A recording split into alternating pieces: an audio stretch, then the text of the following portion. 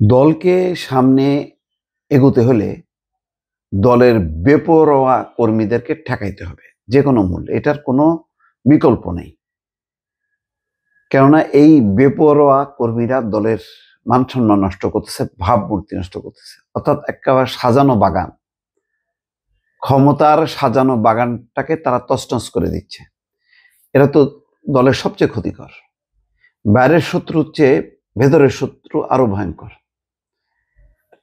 কথাগুলো বলছি এই কারণে যে একটা ভালো কাজ শুরু করছে বরিশালে বিএনপি। সেটা হচ্ছে দরপত্র দখলের ঘটনায় বরিশাল বিএনপিতে তদন্ত শুরু।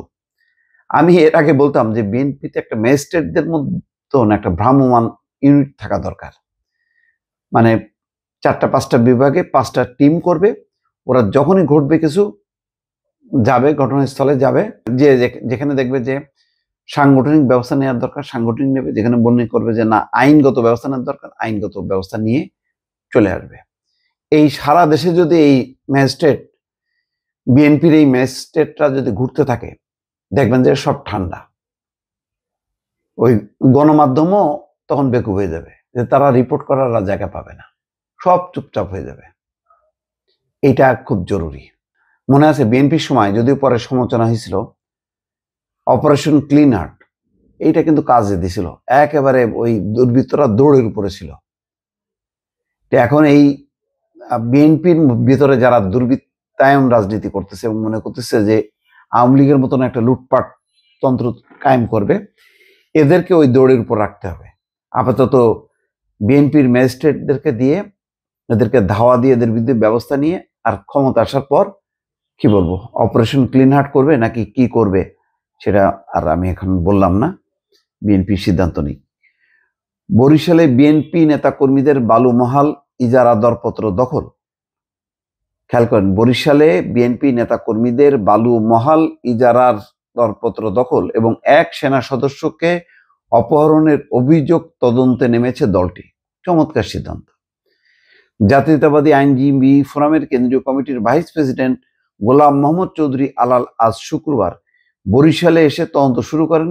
তিনি প্রথম দিনে 12 থেকে 15 জনের সাক্ষাৎকার নিয়েছেন। আলাল আজকের পত্রিকাকে বলছেন তিনি বরিশালে অবস্থান করছেন। তদন্তে প্রাথমিকভাবে কি পেলেন তা জানতে চাইলে আলাল বলেন, তদন্ত শেষ হওয়ার আগে তিনি মুখ খুলতে চাচ্ছেন না।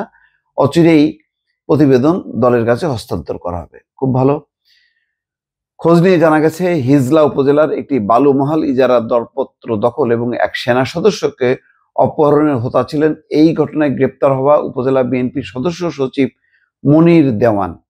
নগরের একটি হোটেলে অবস্থান করে বিএনপি ছাত্রদল এবং যুবদলের নেতাকর্মীরা এই নিয়ে পরিকল্পনা করেন। এতে জড়িয়ে পড়েন অর্ধশত নেতাকর্মী। তাদের মধ্যে 11 জনের পদ 3 মাসের জন্য স্থগিত করে বিএনপি।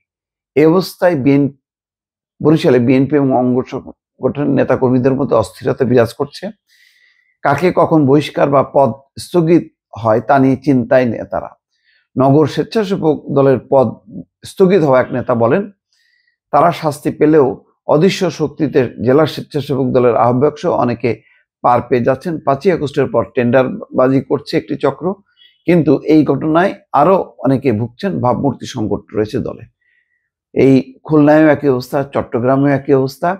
কিন্তু আমি মনে করি যে এখন হলো শুদ্ধি অভিযান চালাইতে হবে। দলের ভিতরে ভয়ঙ্করভাবে শুদ্ধি অভিযান চালাইতে হবে। বিএনপির ভিতরে এক ম্যাজিস্ট্রেট একটা বাহিনী গড়ে তুলতে হবে। তারা কাজই থাকবে যে এই অপারেশনগুলো প্রতিনিয়ত চালানো। তাহলে বিএনপি যে অপরাধী দল না, আওয়ামী লীগের মতন দল না, বিএনপি যে শুদ্ধ হয়ে একটা ভালো দলে রূপান্তর হতে যাচ্ছে, এটা মানুষের মধ্যে একটা আস্থা জোগাবে এবং সেটাই এখন দরকার বেশি করে। দর্শক ভালো থাকবেন। আল্লাহ হাফেজ।